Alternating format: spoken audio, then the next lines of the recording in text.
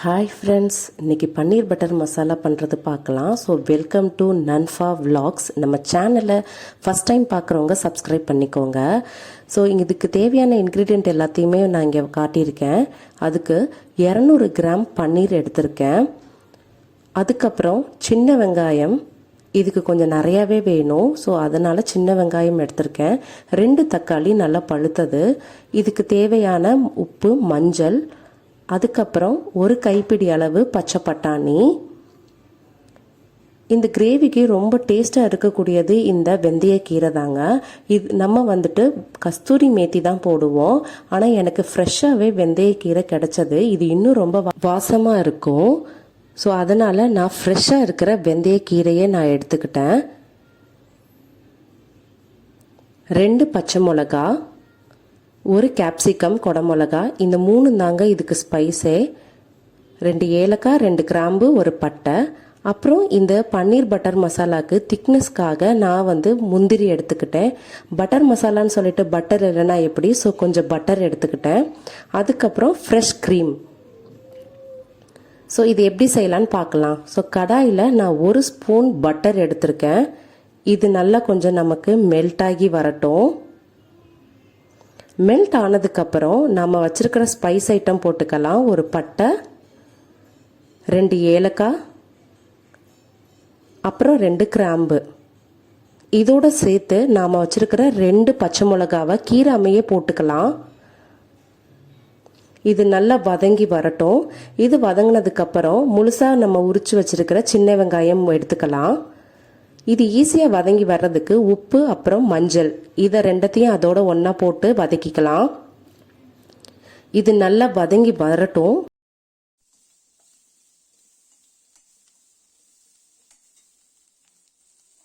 So நல்லா வதங்கிருச்சு. இப்போ தக்காளி ஆட் பண்ணிக்கலாம்.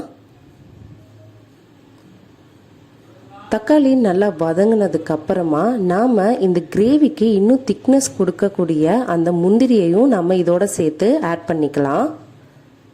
நான் ஒரு 6-7 முந்திரி எடுத்திருக்கேன். இதை எல்லாத்தையும் ஒன்றா சேர்த்து நாம் வதக்கிக்கலாம். ஸோ இந்த ஸ்டேஜ் வந்ததுக்கப்புறம் இதை நம்ம ஆற வச்சுட்டு ஒரு மிக்சி ஜாரில் மாற்றி அதை நம்ம நல்லா பேஸ்ட்டாக நம்ம அரைச்சிக்கலாம். ஸோ இந்த மாதிரி அரைச்சிக்கிட்டேன். அதே கடாயில் இந்த மசாலா எல்லாத்தையும் ஒன்றா ஊற்றி அதை நம்ம கொதிக்க விடலாம். இன்னும் கொஞ்சம் தேவைப்பட்டால் நீங்கள் தண்ணியும் மிக்ஸ் பண்ணி ஆட் பண்ணிக்கோங்க. ஸோ இது அப்படியே கொதிக்கட்டும். நம்ம ஒரு மூடி போட்டு ஒரு 10 நிமிஷத்துக்கு அப்படியே விட்டுறலாம்.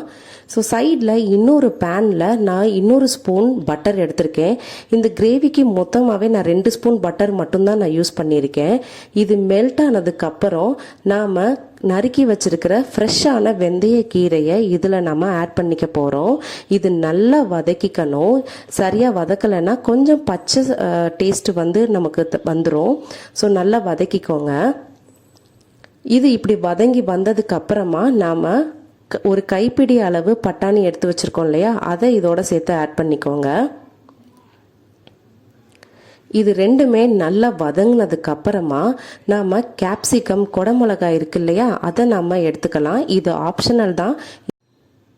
ஸோ இதுக்கப்புறமா நாம் நறுக்கி வச்சிருக்கிற 200 கிராம் பன்னீரை இதில் சேர்த்து ஆட் பண்ணிக்கலாம்.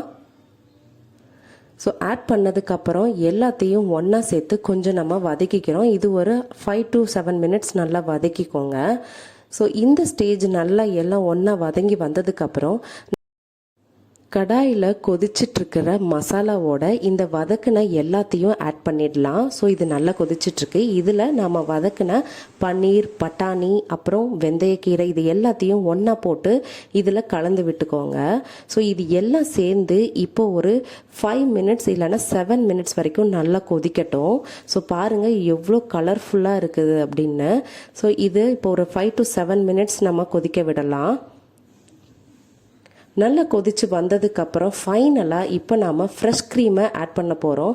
ஃப்ரெஷ் க்ரீம் கிடைக்காதவங்க ஒரு 2 பீஸ் பன்னீர், தயிர், அப்புறம் பால், இந்த 3ஐயும் சேர்த்து நீங்கள் மிக்சியில் அடிச்சிங்கன்னா இந்த மாதிரி ஃப்ரெஷ் க்ரீமாக கிடச்சிரும். அதை கூட நீங்கள் யூஸ் பண்ணிக்கலாம்.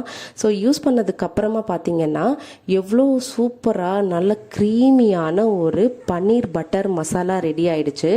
இது எதுக்கெல்லாம் சைட் டிஷ்ஷாக யூஸ் பண்ணிக்கலாம்னா இட்லி, தோசை, சப்பாத்தி இது எல்லாத்துக்குமே நம்ம யூஸ் பண்ணிக்கலாம். ட்ரை பண்ணி பாருங்கள், அவ்வளோ டேஸ்டியாக இருக்கும். அவ்வளோ ஹெல்த்தியான டேஸ்டியான பன்னீர் பட்டர் மசாலா ரெடி.